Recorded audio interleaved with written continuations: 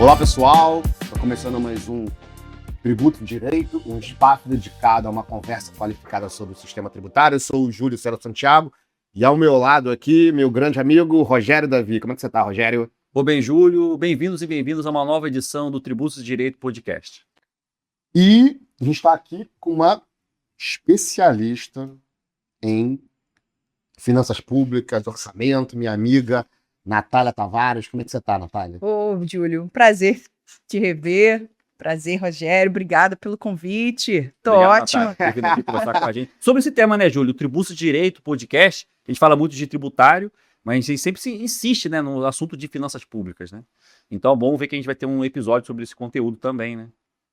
E para quem não conhece a Natália Tavares é advogada, mestre e doutora pela UERJ, tem um livro de desigualdades sociais patrimoniais. Tá? Vai lançar daqui a pouco outro livro sobre esse tema que a gente vai falar hoje, que é de orçamento, finanças públicas. Você falou o tema do livro que é orçamentos, como é que é? Orçamentos. Finanças funcionais. Eu falei, que isso? Ela tá muito nova aí desse tema. Me explica isso. Só para começar, explica o que é isso aí. Finanças funcionais. Na verdade, vamos lá. É o mito do equilíbrio orçamentário.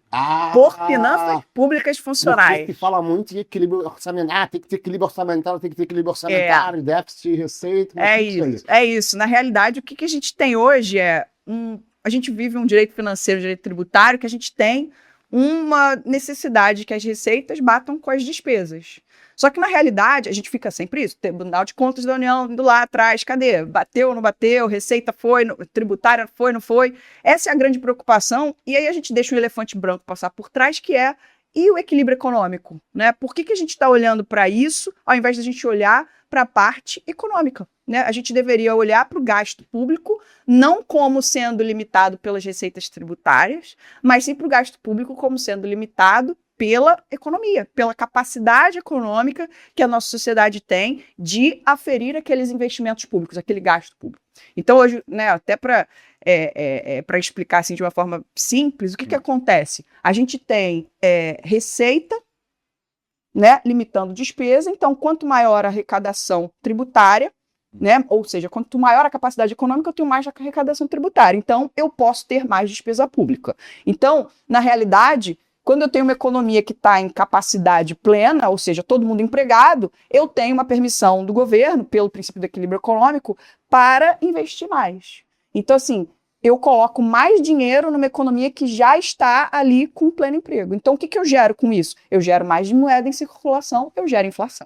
Então, hoje o que a gente tem é um princípio do equilíbrio orçamentário, que é o que a gente está sempre olhando, e a gente sempre aprendeu, né? Uma dúvida que eu até falei sobre isso na minha tese de doutorado, né? Que foi sobre esse tema, inclusive, poxa, a gente sempre aprendeu que a gente precisa de tributo para pagar conta, para o governo poder pagar conta, né? Isso pode ser verdade para estados e municípios, mas para a União não é verdade, porque a União emite moeda. Então, como a União emite moeda, ela não precisa, mas esquisito, então vai sair emitido. Não é bem isso, né? Porque as pessoas tendem a ter essa visão e não é bem por aí. Por quê? Porque, na realidade, quanto maior a necessidade, quanto maior o volume de desemprego, menor é a minha receita. Menor é meu PIB, menor é a minha receita. Eu vou ter menos dinheiro circulando na economia, certo? Tá, mas esse menor, quanto maior o número de desemprego, deixa eu só entender isso, maior o desemprego significa menos receita fiscais. Você tem menos pessoas trabalhando, gerando receita. Mas aí esse tributo em cima de folha de salário, é isso? Não só a folha de salário, mas você tem menos gente comprando. Você tem menos gente recebendo dinheiro, salário, então você tem ali, tá todo mundo desempregado, sem trabalho. Ninguém mais tá consumindo. Eu vou comprar o quê? Vou reduzir meus custos, vou gastar menos, eu vou girar menos a economia. É nessa hora que o Estado tem que entrar. É nessa hora que o Estado tem que entrar, que é o contrário do que a gente tem no equilíbrio orçamentário. Pelo equilíbrio orçamentário, eu precisaria de receita para poder gastar. Só que, na verdade, e isso a história mostra para a gente pelo New Deal, pela crise de 2008, né? O próprio Brasil, durante a pandemia, não que seja um excelente exemplo, mas também é um exemplo, ele expandiu base monetária e, se a gente for olhar o IPCA, ele subiu um pouquinho, subiu um pouco. porque, na verdade, a gente está preocupado com expansão de base, sendo que a expansão de base é algo que acontece, porque a gente também tem expansão populacional. Então, a gente também precisa de mais moeda circulando. Então, isso já é uma prática, só que aí as pessoas demonizam. Poxa, mas vai sair emitindo moeda para resolver? Não é isso.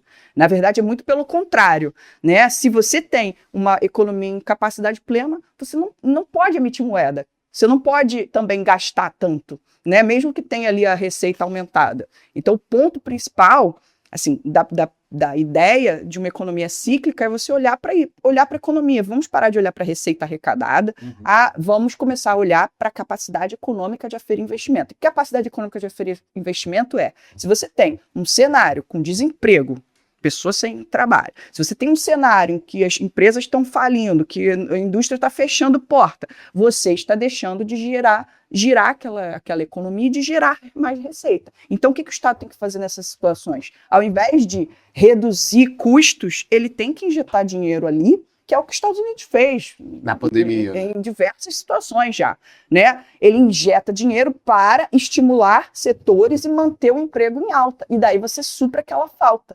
Né? Então, o que a gente tem hoje é uma economia que não cresce, na verdade, por conta desse ponto, e a gente não tem um governo com essa aptidão para fazer esses investimentos. Me explica um negócio, Natália. Você fez mestrado em economia lá em Londres, né? Eu lembro que você foi lá, logo depois do mestrado da UERJ.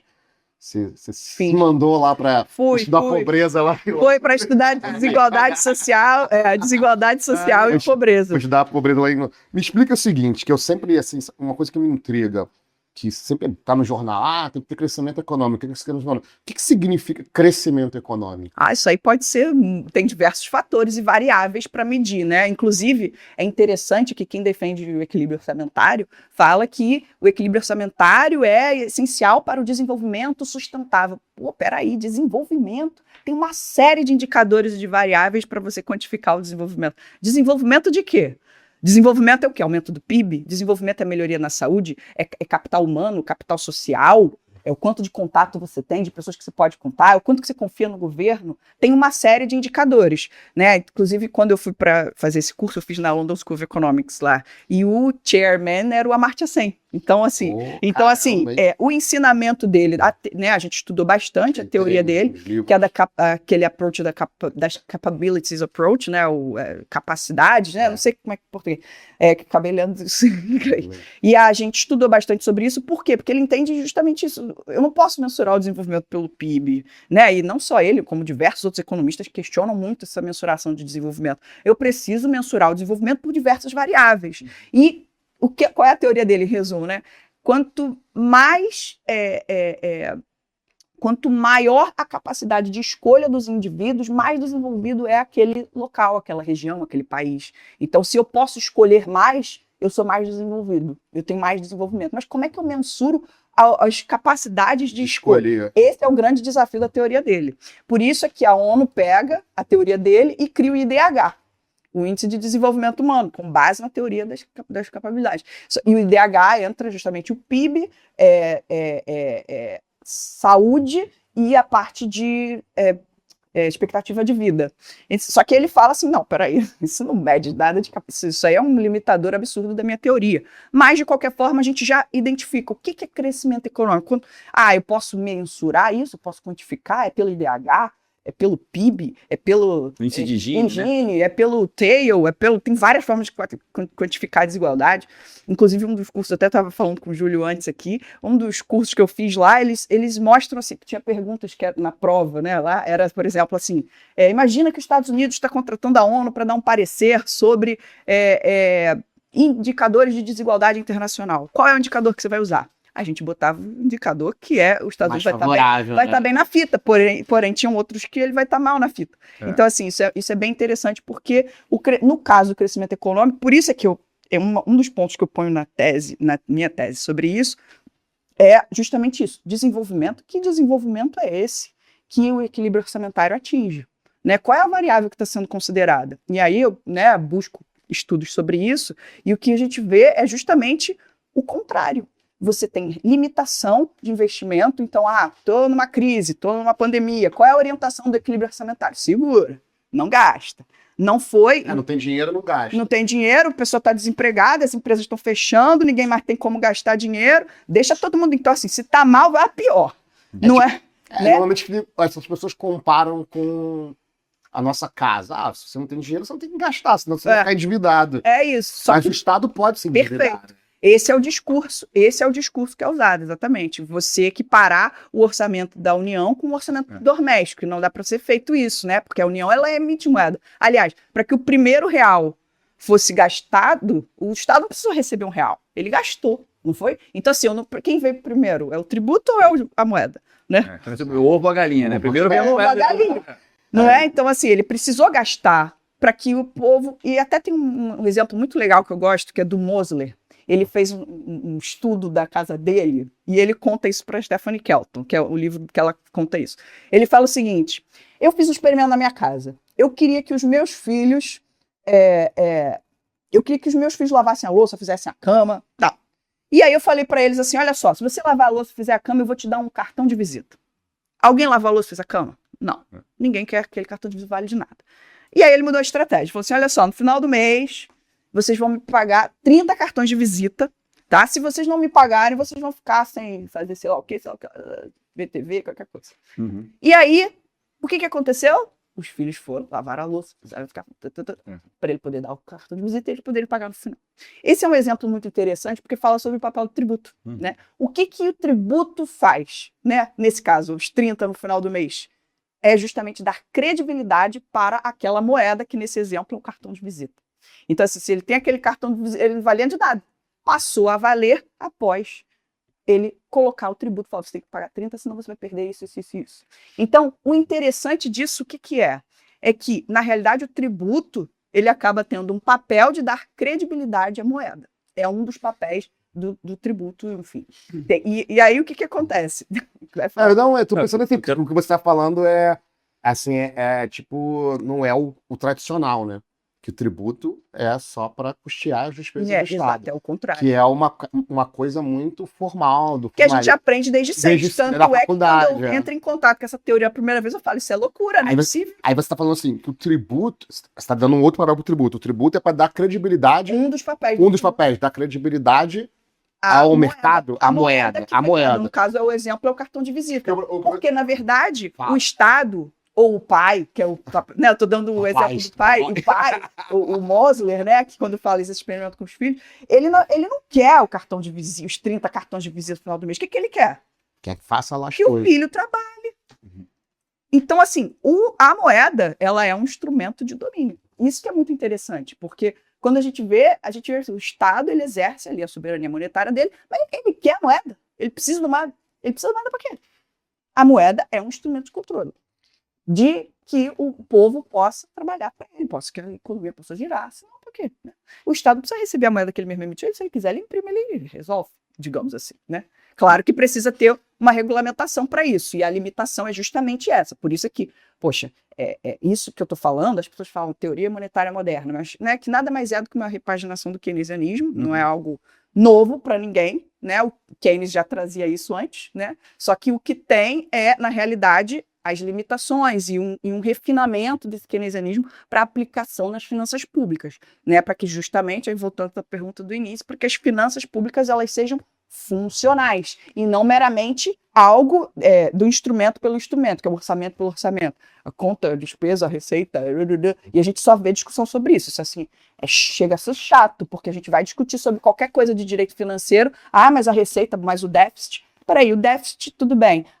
E geralmente as discussões sobre déficit, o mais interessante é que é sempre sobre déficit primário, né? Que são as despesas com saúde, com educação, com pagamento de pessoal. É isso que sempre é mostrado. Aí vem, às vezes, uma propaganda no jornal.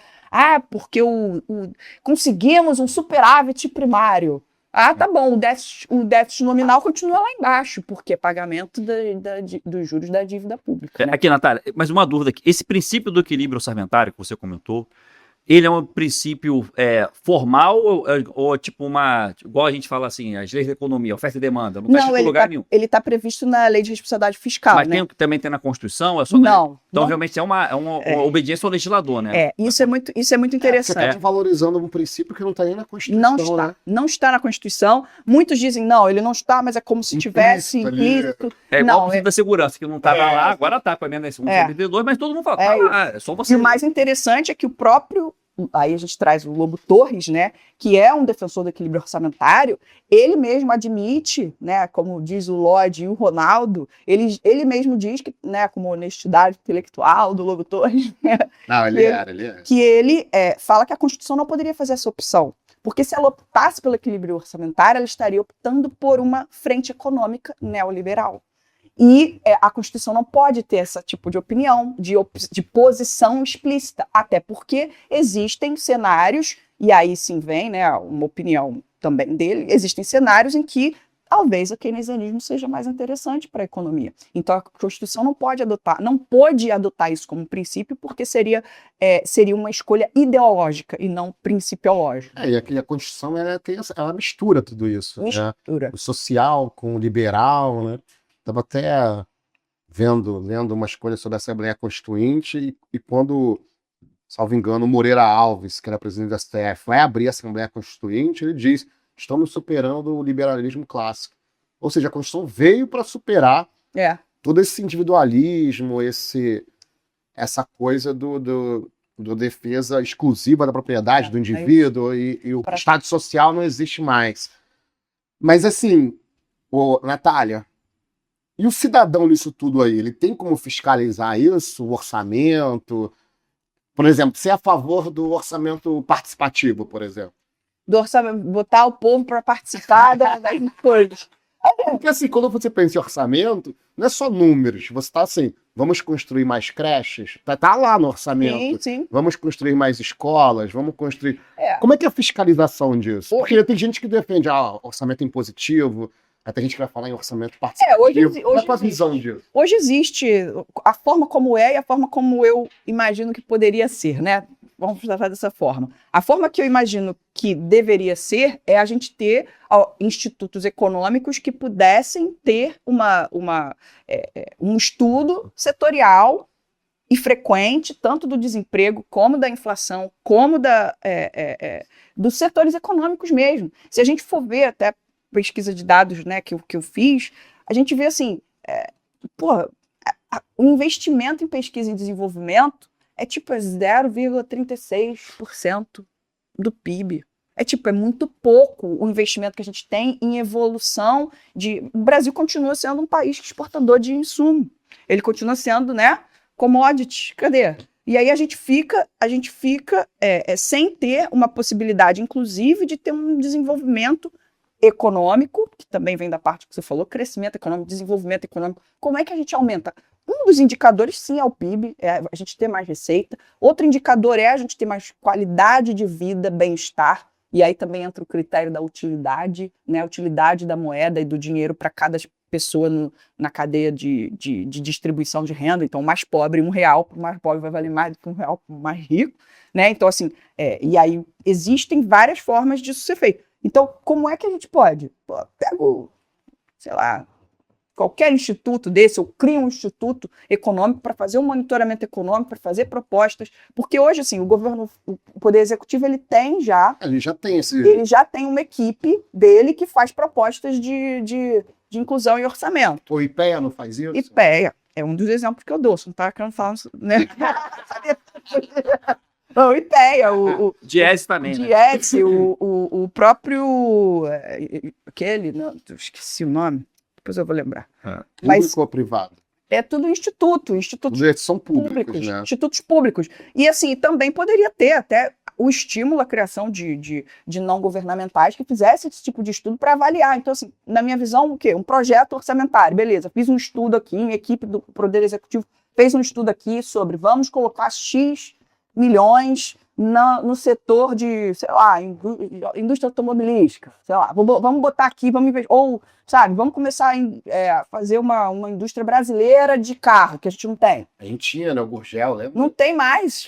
que forçaram a falência daquilo, não foi? É. Lembra do Gurgel? Lembro. Quer dizer, eu não lembro, não. Me contaram. Tu me contou isso. Eu vi a propaganda na Eu vi a televisão, propaganda. eu vi um flashback uma vez no YouTube. Eu vi um documentário. Eu não vivi essa época.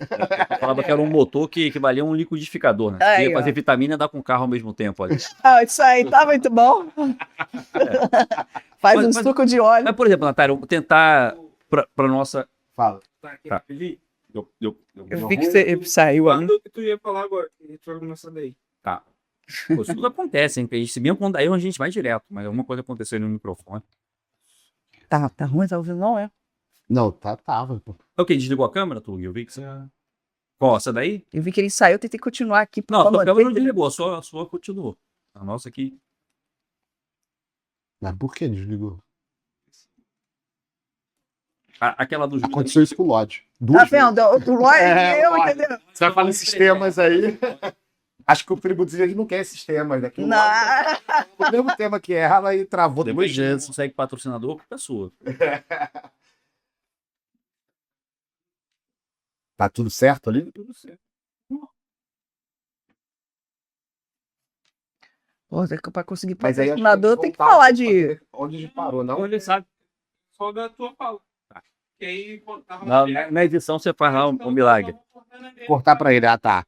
Então pergunta aí, Aurélio, tu ia perguntar. Tá valendo, né? Vai aí.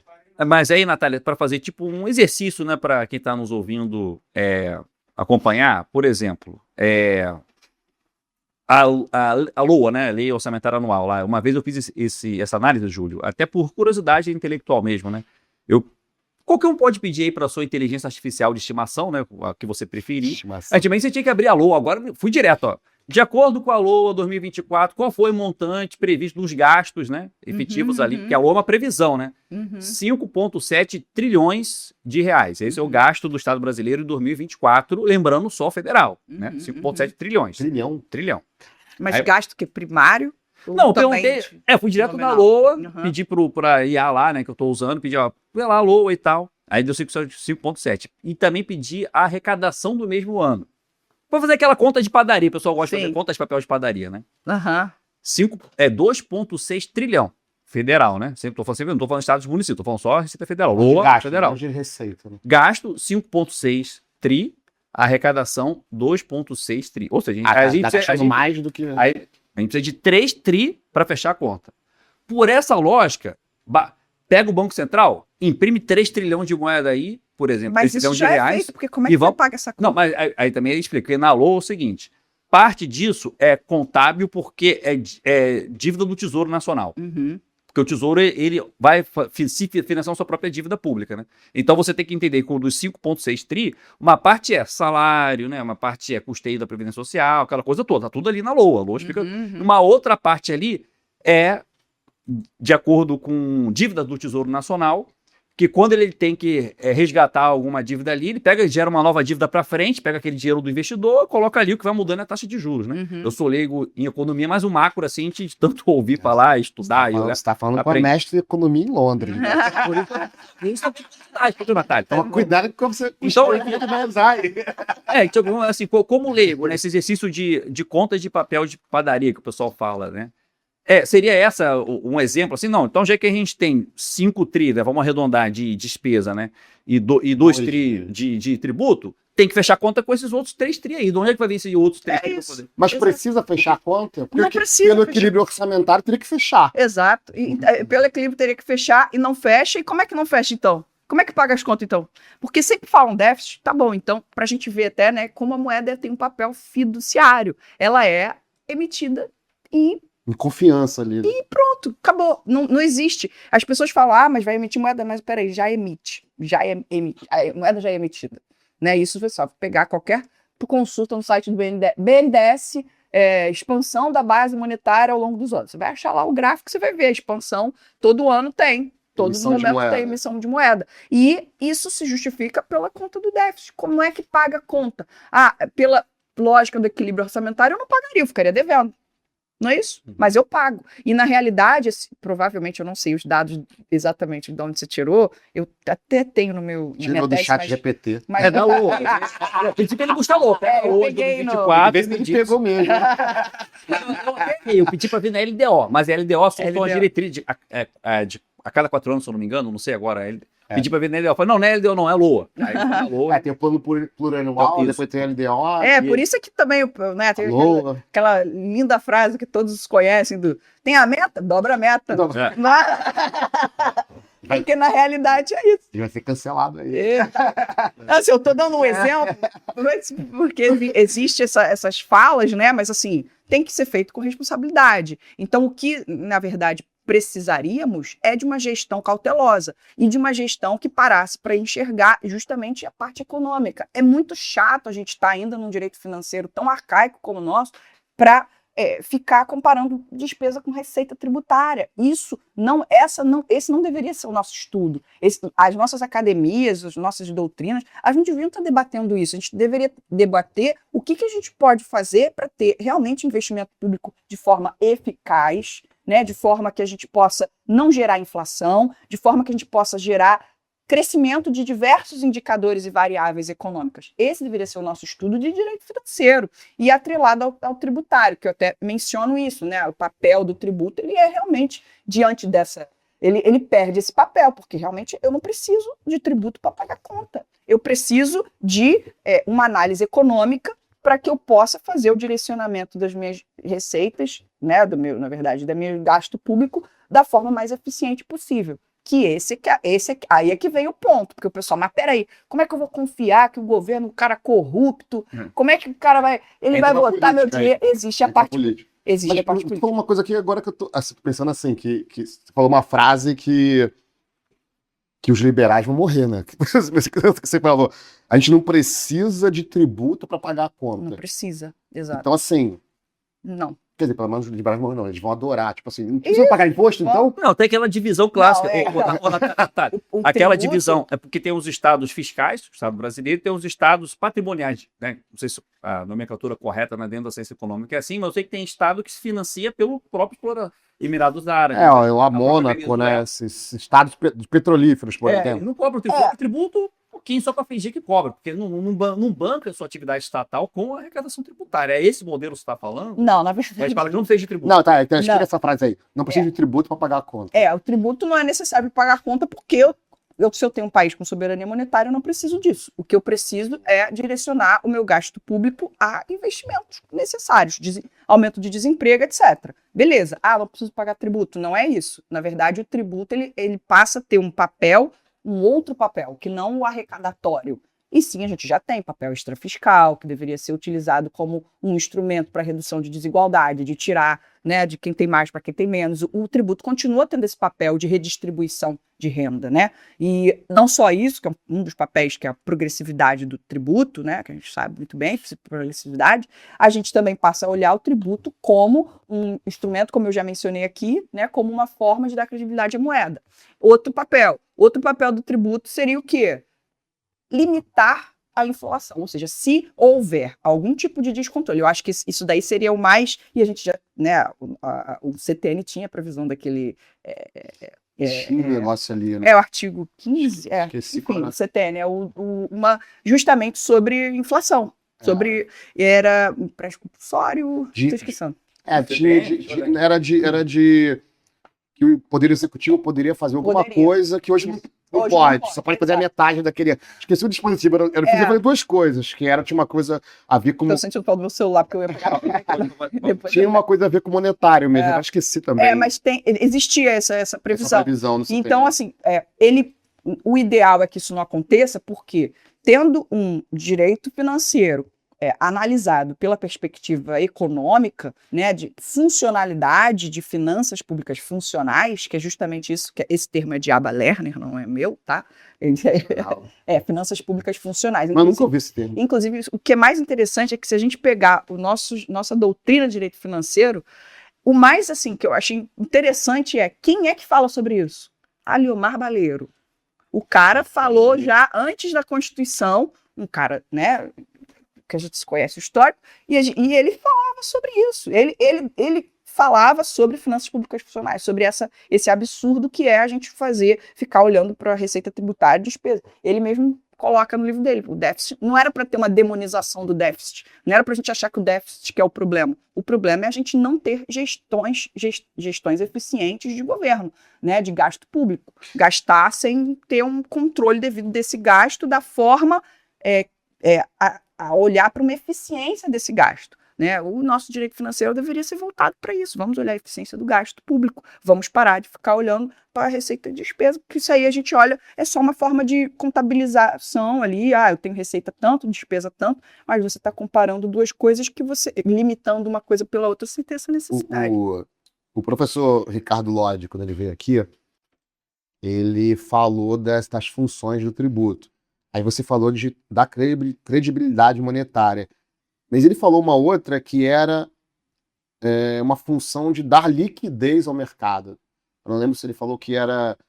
Se está com muito dinheiro circulando, aí você usa o tributo para... Limitar a inflação, é isso. Para isso. Justamente. Assim, o ideal é que não precise disso. Porque se você tem uma política econômica, um equilíbrio econômico, uma análise sendo feita da forma correta, com um projeto do executivo lá, analisado e fiscalizado por IPEA, por...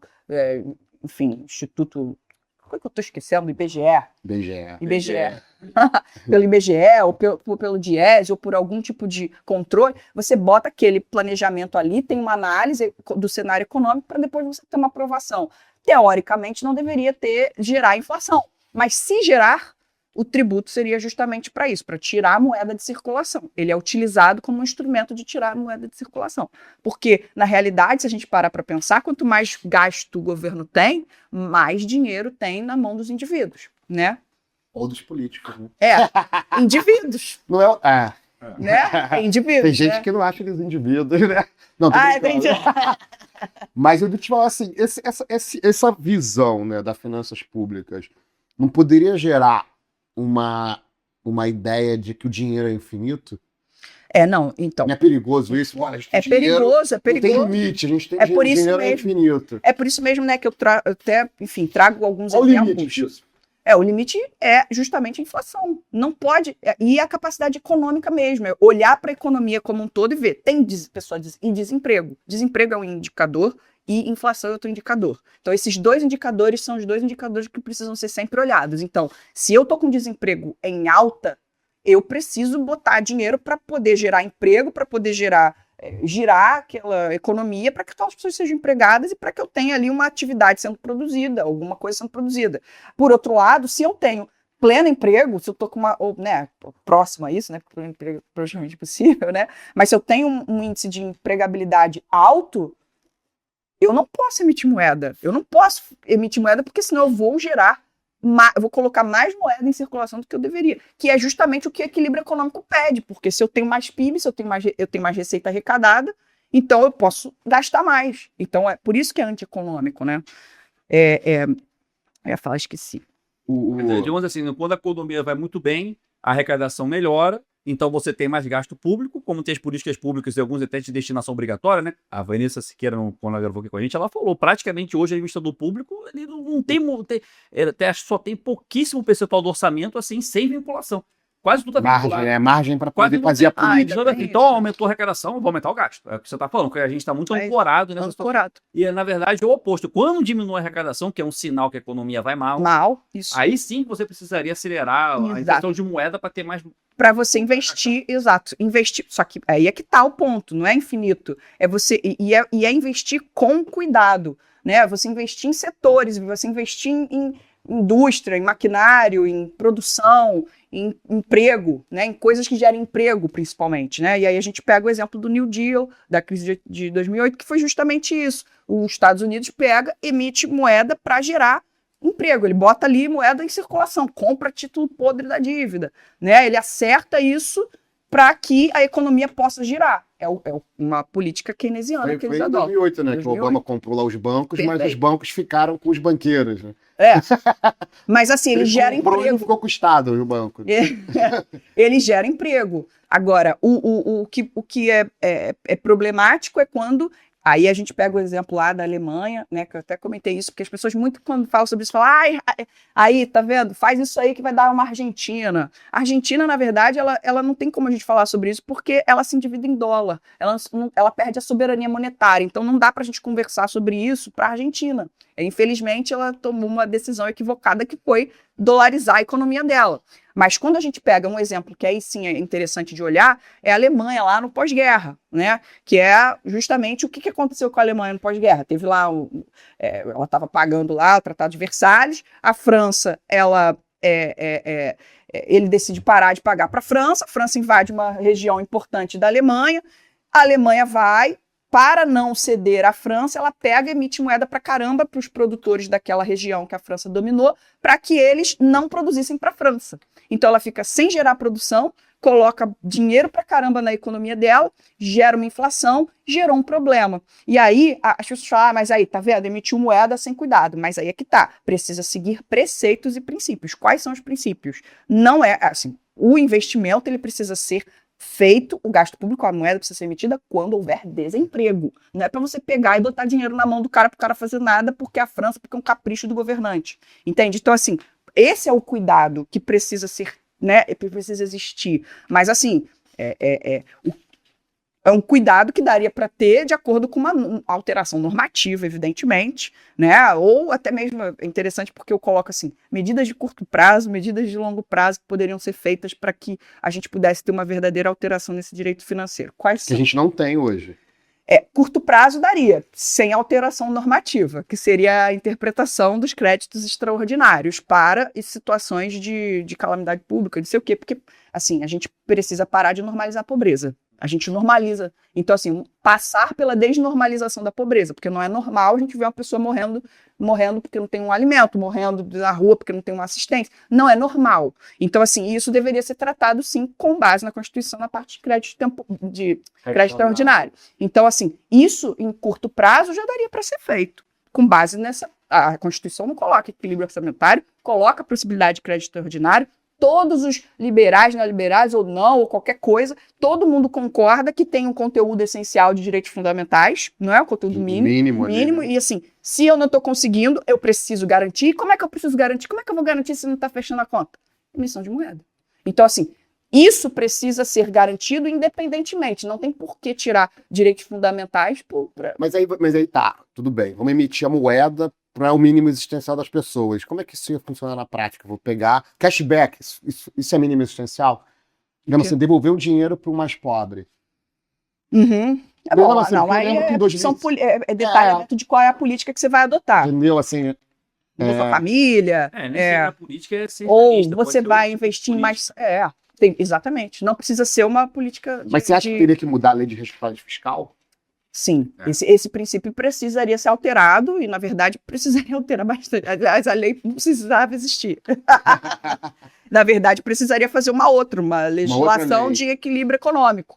Por exemplo, uma legislação ou de finanças funcionais. Aí a gente começa a colocar regras ali, implementar. Como é que a gente poderia implementar finanças funcionais? De outra forma, que aí vem para a parte de longo prazo, né? Porque primeiro precisa as pessoas começarem a entender que eu não preciso de tributo para pagar conta, que já precisa... Cara, isso é né? Isso é praticamente impossível, talvez.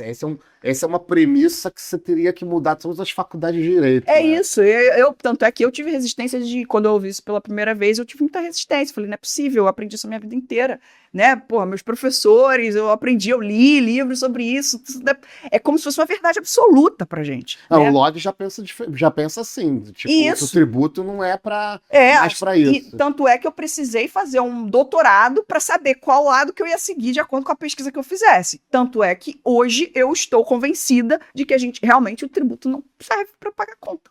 O tributo, ele pode servir para qualquer outra coisa. Pagar conta não é. Na verdade, para a União, tá? Eu preciso de tributo para estados e municípios e Distrito Federal. Isso é importante de ressaltar porque eles não emitem moeda. Quem emite moeda é a União. Né? Mas isso daria para fazer uma política completamente diferente com repasses para estados e municípios e Distrito Federal. A União poderia emitir moeda e passar para os estados e municípios. Perfeito. Né? Poderia, assim, com um planejamento. Não é só... É isso que eu falo, porque parece fácil. Não é emitir moeda. Tanto é que precisa ter um olhar crítico para ver, tem desemprego, não tem desemprego. É sempre esse o critério, que não é verdade. Tá, e você falou de curto prazo. Qual seria o longo? Então, o longo prazo seria justamente né, o longo prazo precisa passar por uma alteração ideológica, doutrinária, as pessoas precisam começar a falar sobre outros temas, além de equilíbrio orçamentário, pensar em equilíbrio econômico, como falei, isso é uma coisa de longo prazo. Ter uma alteração, sim, de LRF, esse princípio de equilíbrio orçamentário precisa ser revogado, acabar, não faz sentido algum a gente ter essa opção na norma, na LRF, né? A gente precisaria ter, aí veio outro tema interessante, que é tirar a autonomia do Banco Central. Isso aí já é um conflito. Eu acho por conta da necessidade de ter política fiscal com política monetária. Porque o que acontece hoje, né? Isso é muito interessante de parar para pensar. Hoje, pela norma da LRF, o que acontece? O governo, ele para segurar a inflação, o que ele precisa fazer? O Banco Central que faz, né, na verdade. Bota a taxa de juros lá no alto. Por quê? A moeda fica cara. Ninguém vai fazer empréstimo, ninguém quer comprar coisa, né? Então, eu vou segurar, vou estimular as pessoas a pouparem. Ao mesmo tempo, quando a moeda fica cara, o que acontece? A dívida pública aumenta, porque eu estou com taxa de juros lá no alto. Então, eu não consigo, só com uma política, que é a política monetária, que é a política da taxa de juros, eu não consigo, com esta política, atingir dois objetivos opostos, que é não deixar a dívida pública aumentar e fazer segurar a inflação. Então, se eu conseguisse ter um instrumento, que aí é que vem o que você falou que o Lodge mencionou, se eu conseguisse ter um instrumento tributário para segurar a inflação, eu não precisaria levar tanta taxa de juros. Eu poderia simplesmente tirar a moeda de circulação por meio de um tributo, sem precisar botar a taxa de juros lá no alto e aumentar minha dívida pública. Então, é um instrumento duplo. E quando eu tenho um banco central que tem autonomia, primeiro, o controle da emissão de moeda não fica. O governo fica de mãos engessadas em termos de gestão pública de gasto público. Como é que funciona hoje o Banco Central? Ele tem mandato e não, o governo eleito não pode mudar aquilo? É isso, porque, na verdade, o governo, quem está no mandato, está lá. E aí vem o próximo, pode mudar, entendeu? Pode mudar. Exato, eu não consigo mudar o que está na minha gestão. É sempre o presidente anterior que vai ter colocado. É porque eles mudaram o mandato. Agora, tipo assim, tem eleição, por exemplo, 2026 a 2030, né? O presidente do Banco Central vai de 2028 a 2032. Então, fatalmente, vai ter uma troca ali, talvez, né? Uma continuidade, uma reeleição, mas o fato é que o mandato presidente do Banco Central pode ser destituído. Isso. Falha grave, aquelas hipóteses. Não coincide com o mandato do presidente da República. Exato. Não coincide. E aí a política que o povo escolheu não tem a ver com o Banco Central. Exato. E assim, sendo que é o que eu estou comentando aqui. Se é um instrumento importante, que é a emissão de moeda, que é olhar para a inflação, isso daí deveria ser permitido ao Poder Executivo, pelo menos, ter uma certa ingerência sobre isso, claro que com controle do Congresso e com controle, que eu ainda estava colocando um controle técnico desses institutos, né? De não só um, mas mais de um, na hora de fazer um projeto de uma aprovação de uma despesa. Mas o governo acaba ficando de mãos atadas, né? Inclusive teve a questão do teto de gastos, que é uma questão, né? Eu ia te perguntar isso, o que você acha do teto de gastos? O teto de gastos, existiu uma conquista que eu acho que foi muito favorável, que foi o novo arcabouço fiscal, que sobreveio. Ele deu uma quebrada aí. Teto de gastos. Isso, porque o teto era congelado lá para o período lá de trás, numa economia que é orgânica, que é cíclica, não tinha como isso ficar dessa forma. Tanto é que esse novo arcabouço fiscal, ele coloca uma limitação voltada para o PIB. É uma realidade um pouco menos, é uma conquista, na verdade, do governo federal de ter conseguido dar uma quebrada no teto. Mas continua sendo uma limitação, de cunho orçamentário, porque você continua tendo uma limitação de meta que, na verdade, não corresponde aos indicadores de desemprego e de inflação, que são as duas coisas que têm que ser olhadas. Então, assim, na minha visão, esse é bom, é uma conquista, porque tira aquele congelamento lá de trás, muda. mas não resolve. Mas foi o que foi possível diante do contexto político, né? É porque o teto limitou muito, aí o Isso. arcabouço veio e deu uma flexibilizada nessa limitação. Isso, não Mas congelou, antes do teto- congelou, ele vai mudando de acordo com o tempo, E não qual- é congelado naquele ano. Tá, e qual era assim, até o Rogério falou que quando a Vanessa veio aqui também falou que não tinha muito espaço pro político Eu falo que é exercer ali. aberta, Mandato. Ali, pegar o orçamento e fazer ali a Ela política. fala que é praticamente 96% do orçamento engessado, uma coisa assim. Como é que era Aí antes do enche o teto de saco gasto? da Dru, né? Como é que era antes do teto de gasto? Antes do teto de gastos, vamos lá. A gente tinha, primeiro não tinha autonomia do Banco Central naquela época, você tinha a possibilidade, o governo conseguia fazer emissão de moeda, que aí a gente pega, por exemplo, os governos anteriores, que eles tinham Tá ligado nos bastidores. os gastos, Fala aí. os gastos públicos, entendeu? Não tinha essa limitação. Então, o governo gastava de acordo com o que ele entendia que precisava ser feito. Acerta a meta todo ano. Tinha a meta da lei orçamentária, que ela ia sendo ajustada, né, por meio de medidas do governo, do executivo, que eram depois aprovadas pelo Congresso. É isso. E a gente quiser entrar nesses detalhes, a gente pode, sim. Não, É um pouco mais assim, a gente entra um pouco mais na parte política, que não tem como escapar, a gente está falando de finanças, né? Mas aí, Economia, quem está no governo deve estar pensando assim, poxa, a Natália está falando ali que o tributo ele não é necessário, né, ou indispensável para manter o gasto público, né? O gasto público poderia ser custeado pelo poder monetário que a soberania exerce. Então, por que a gente paga tributo? Né? O pessoal fica perguntando assim. Porque o meu mal, tudo que a gente consome, e no Brasil, uma carga tributária oculta, né? Uma carga tributária até do ponto de vista assim, da transparência, até desonesta, porque Sim. Agora a gente está esperando com a reforma tributária isso vai melhorar, mas eu sou muito cético com isso. Também. Porque é muita coisa assim que vem, tipo, a conta de energia elétrica. O menor da sua conta de energia elétrica é o consumo de energia elétrica. Ali é POSIP, é taxa de risco, ICMS. um monte de fundo, tem aqueles fundos que ninguém sabe que é um monte de fundo, mas tá tudo ali. Não deixa de ser carro, né? Claro. Tudo isso desapareceria ou não nesse cenário tipo utópico? Não sei se seria uma utopia, mas eu não sei se seria uma utopia útil, né? Desapareceria essa. Então, assim, porque parte da nossa pressão inflacionária vem de subvenção tributária, dessa coisa toda que a gente sabe que impacta nos preços, né? Sim. Ali, né? Então, na verdade, a gente está falando aí, quando você deu esse exemplo, é tributo sobre consumo, né? O tributo sobre consumo, ele é um tributo que gera desigualdade pra caramba, porque ele vai atingir a maior parte da população, que é a classe média, trabalhador, né? Ele é um tributo que penaliza a camada que não é mais, né, rica da população, né? Então, assim, o papel do tributo, ele já existe no sentido de ser já deveria existir, na verdade, né? Porque ele não é aplicado, que é a parte progressiva. Mas quando a gente tem uma tributação de consumo assim como a nossa, elevadíssima, o Brasil é um dos maiores, né, que mais tributa consumo dentre os países da OCDE, acho que é um dos que mais tributa, se não o que mais. Então, assim, a gente tem uma oneração para a classe trabalhadora muito alta, o que é um absurdo, assim.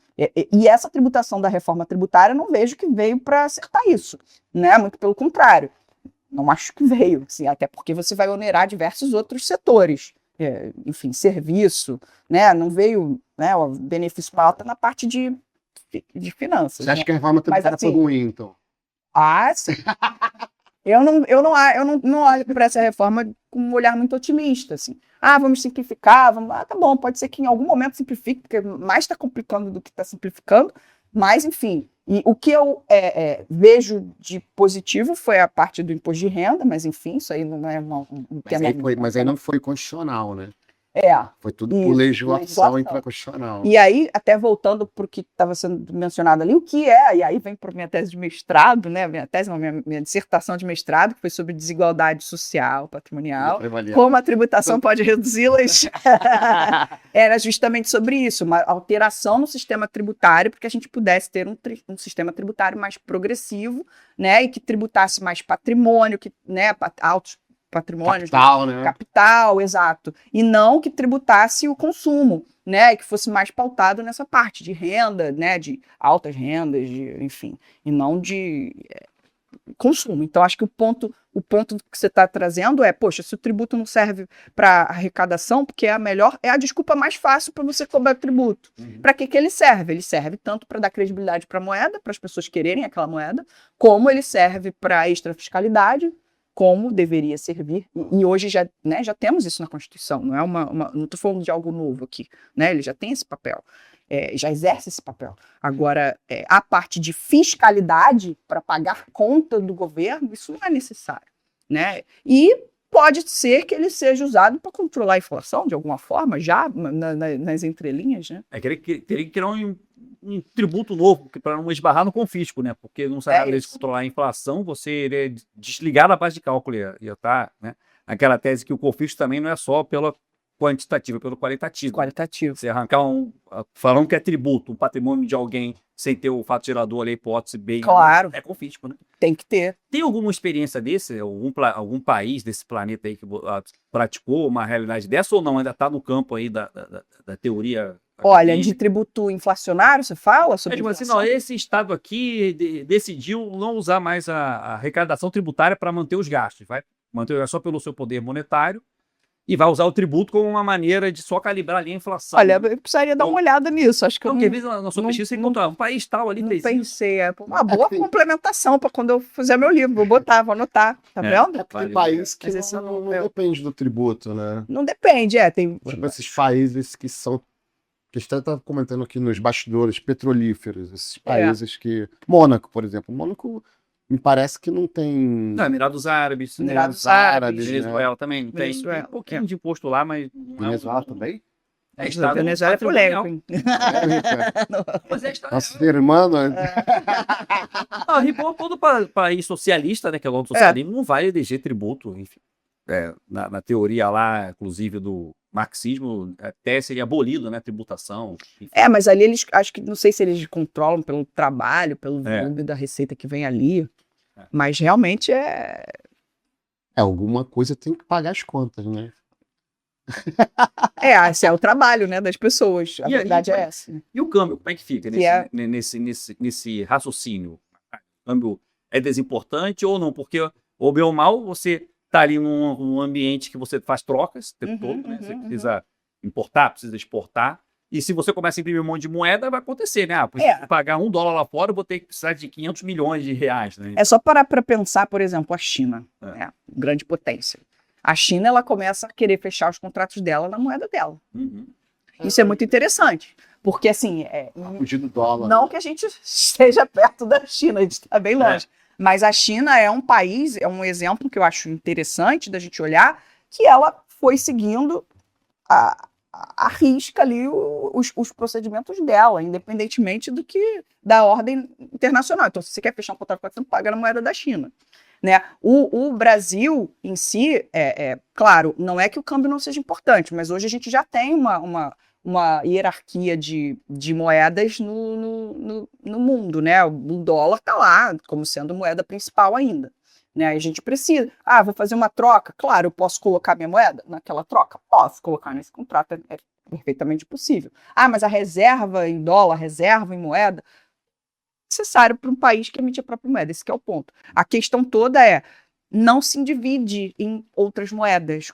Né? Não faça igual a África, não faça igual a Argentina, não faça igual, entendeu? Esses países que fizeram isso, porque você realmente perde a sua soberania no seu país. E aí você precisa daquela moeda, aí você precisa do câmbio muito mais. Mas se você tem no seu próprio país sua soberania, preciso fazer trocas? Tá bom. Não vou fazer o cara comprar em real, vou pagar em dólar. Vai continuar tendo essa valorização da moeda. Só que se eu tenho uma economia ativa, forte, potente, a minha moeda vai valer mais. Hoje a nossa moeda não vale tanto assim, se a gente for parar para comparar, né, principalmente com o dólar, não vale tanto assim, a gente está usando o equilíbrio orçamentário como regra. Então, tá boa ou não tá? Né? Porque esse equilíbrio orçamentário está aí desde que a lei de regulação fiscal apareceu, nada melhorou, então... Porque a questão toda é o preço que você paga pelos seus produtos. Quanto que você paga, né? Assim, é mais do que o valor da moeda, do câmbio, né? É o valor Tanto é que a gente não vê câmbio quando a gente vai fazer comparação, estudo internacional, a gente vê o poder de compra da moeda, que é diferente do câmbio. Aí sim isso importa. Qual é o poder de compra que o real tem? A partir do momento que eu fortaleço a minha economia, eu fortaleço minha moeda. E se eu fortaleço a minha moeda, eu consigo ter uma compra lá fora com um valor de poder de compra daquela moeda. Né? Eu preciso de... Né? Lá fora eu preciso de sei lá quantos dólares para comprar uma meia. Aqui eu preciso para tantos reais para comprar uma meia. Isso é o que vai. Aí depois você vai ver de acordo com os tipos de produto para você ver o valor daquela moeda para fins de compra, entendeu? Ô, Natália, a gente está aqui quase estourando o nosso tempo, mas eu queria te fazer uma pergunta até da sua tese, né? Só para deixar mais, eu posso dizer, estruturada assim na minha cabeça, e na cabeça de quem estiver ouvindo também. A gente está muito acostumado no direito, nas finanças públicas, em falar em orçamento impositivo e em orçamento autorizativo. Uhum. Você está trazendo essa ideia de orçamento funcional. Uhum. Qual seria exatamente a diferença para esses dois? Na realidade... É só uma mudança de finanças funcionais. finanças funcionais. Porque Mas que envolve o orçamento ou não? na verdade... Mas não, mais ou menos. Porque, na verdade, eu preciso da lei orçamentária, ela continuaria existindo, obviamente. Mas independente de ser autorizativo ou impositivo, para você não faz diferença. Na realidade, esse orçamento ele pode ser ajustado de acordo com a economia cíclica que a gente tem. Então, se eu tenho um ajuste econômico, eu posso ter uma proposição de alteração. Isso já acontece, inclusive, na prática, né? Eu posso ter alteração da minha legislação ali. Mas, assim, a questão toda, na minha visão, é você ter uma funcionalidade naquilo. O dinheiro que eu estou gastando é funcional para quê? É funcional para eu mexer no setor X, no setor de café, para eu parar de exportar café e comprar Nespresso. Falou isso, né? Exporta insumo e compra o produto pronto. Por que eu não posso fazer isso aqui dentro do meu país? Aí é o que eu tô falando da China. A China começa a botar tudo para dentro de casa. Por que eu não vou investir em tecnologia? Beleza, eu tô em full capacity. Todo mundo tá empregado, digamos. Tá todo mundo empregado. Mas, eu tô fazendo só insumo. Peraí, se eu investir, deixa eu pegar uma galera aqui, deixa eu investir em tecnologia, que eu vou começar a agregar valor e eu vou parar de ser exportador de insumo. Então eu vou ganhar mais potência, eu vou ganhar mais credibilidade. O BID é chinês, não é? Chinês. Tu vê, né? Esse carro elétrico agora tá no Rio de Janeiro. Investimento em tecnologia, investimento, né? Porque não vou ficar limitando receita, despesa, vou fazer o que eu preciso fazer, vou investir no que eu precisar investir. Eu tenho população aqui, beleza, tá? Aí entra uma outra questão, né? Que eu tô trazendo aqui, que nem na teoria tem, que é exatamente isso. Não é só a questão do emprego, eu preciso olhar também setor econômico. Poxa, por que eu vou ficar fazendo isso? Exportar café e importar Nespresso? Eu não posso criar uma linha de produção para agregar valor no meu produto, para eu poder ter uma entrada no mercado mundial. Eu não posso botar minha população para se desenvolver, inclusive investir em educação, investir em pesquisa e desenvolvimento, para que as pessoas possam ter capacidade de fazer a porcaria do Nespresso. Eu tenho já o café sendo produzido aqui, eu vou fazer o Nespresso aqui, eu vou exportar Nespresso, parar de ficar fazendo o meu, sei lá, uma marca nova, o meu Café Brasil, sei lá, entendeu? Vamos botar esse café pra frente. Ou, criar uma marca de carro minha, sabe? Uma empresa aérea, Brasil acabou, não tem mais, tinha Embraer, não tem mais nada. A gente olha, a gente fica assim, caramba, por que a gente tá nesse reme-reme e a gente não consegue ter uma evolução econômica de verdade ali, investimento econômico? Tem setor para fazer isso? A gente tem. A gente pode ter investimento nisso, né? Para a gente poder ter o crescimento econômico. Então, acho que esse que é o ponto. Funcionalidade do meu gasto público. Não é para eu gastar para o político fazer banheiro de hidromassagem na casa dele, entendeu? Não é para eu gastar para o cara, entendeu? Comprar um jatinho sem pagar IPVA. Você faz certeza que essa reforma não vai, esses jatinhos vão continuar sendo, não pagando IPVA. Com certeza. Porque assim, tem sempre uma brechinha para dar o jeito. É. E aí, Rogério? Chegando ao final, né? Conversa aqui. Obrigado, Natália. Só até agradecer. O lançando do livro já sabe aqui o convite, né? Pra gente poder... Já vai no estúdio I, mas não posso falar. Né? Não pode. Opa, não passa sua novidade. E aí também lembra da ideia que surgiu aqui, né? De ver se tem algum país que praticou. Vou olhar isso. Essa vai parte da tributação inflacionária, né? Pô, Natália, muito obrigado aqui pela sua participação. Você é muito energética, né? Olha, uma menina animada. Tudo que chegou com energético aqui. Cheguei dormindo, né? Natália... Tomei só um cafezinho e meio, entendeu? E aí a Natália acordou todo mundo aqui, né? Com essas ideias novas. Achei muito legal, assim... A gente quase não fala de finanças públicas aqui, né, Rogério? A gente até tenta, mas a gente quer isso, né? Trazer o tributário com o direito financeiro, a gente quase não consegue as pessoas que falem sobre isso, mas você falou aqui muito bem, trouxe ideias novas e é isso. Muito obrigado, Natália. Eu que agradeço a vocês, foi ótima conversa, também enriquecedora, entendeu? E eu vou pesquisar esse ponto aí. Rogério, quer fazer alguma consideração final? Não, só agradecer ao público aí, pede para seguir aí. Pedir também para se inscrever no canal, seguir nas redes sociais e em breve estaremos de volta com novos episódios aí, né, Júlio? É isso aí, pessoal. Então a gente vai terminando por aqui. Forte abraço e até a próxima. Nossa, bateu um papo aí, Júlio.